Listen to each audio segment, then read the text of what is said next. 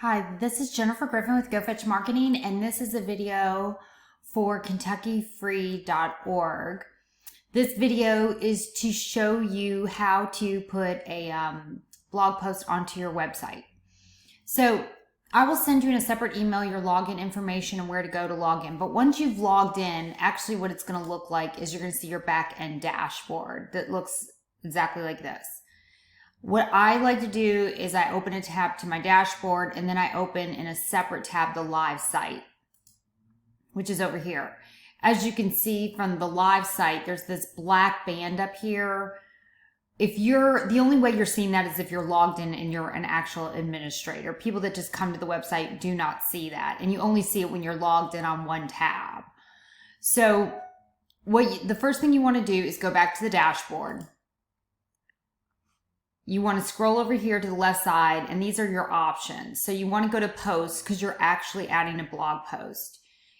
I want to show you really quick what all that page module looks like. These are all your blog posts that have come up. You can see the titles, you can see the author. Once you're logged in under your name, the author would be you. You can see what category it's tagged and when it was published. So the first thing you want to do is you can either go here, add new, or add a post here. Either way, it doesn't matter. So I'm just going to hit add new. And then you put in the title. I'm just going to put this is a test post. And then you hit backend builder.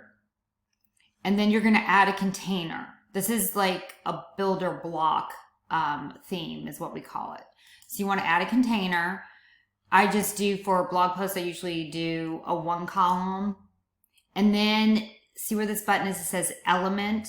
You can add element, scroll down, and you want to find what's called a text block element. Add that. And this is where you add your blog post. You could type it like it was a Word doc. This is a test blog post, or oftentimes, in my situation, clients just send me the blog post in a Word document or a Google Doc. I've got your website worksheet pulled up here. This isn't a full blog post, but it's got some copy that you sent me. So I'm just going to highlight it, copy it. It's Command-C on a Mac. And then I'm going to go over here and hit paste. So sometimes I do it that way, then I'll go in and I'll bold, underline, whatever. Sometimes you'll have something linking out. If you want to link something, you just hit this little hyperlink. It's very similar to a Word doc, and you type in the website. Let's just put in here my website so I can show you what it'll look like.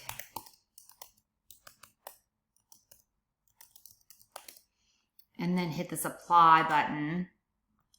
And you'll see that's underlined, that's hyperlinked. And then so I'm done. I've edited the post. It looks really nice. And then I'm just going to hit save. Okay. So here's the blog post in here.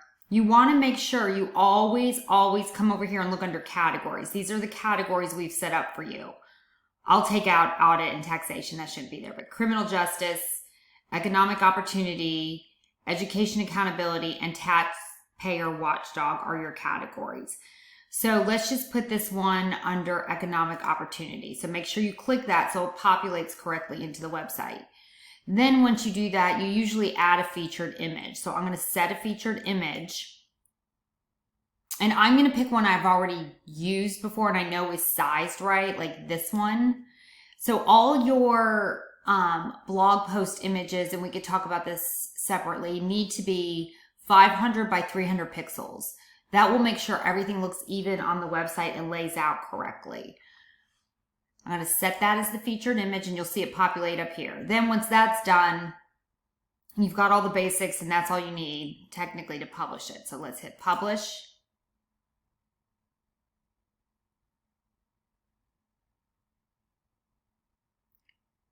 Okay, so now it's published. I want to go look at it on the live site. And this, once again, is why I like to have the tab open. It just saves me a lot of going back and forth. So I'm going to hit refresh. Now, the first place it should populate is on the home page because we've got it feeding right here. This is a test post. This is the one I did. So any new post you put should come up here.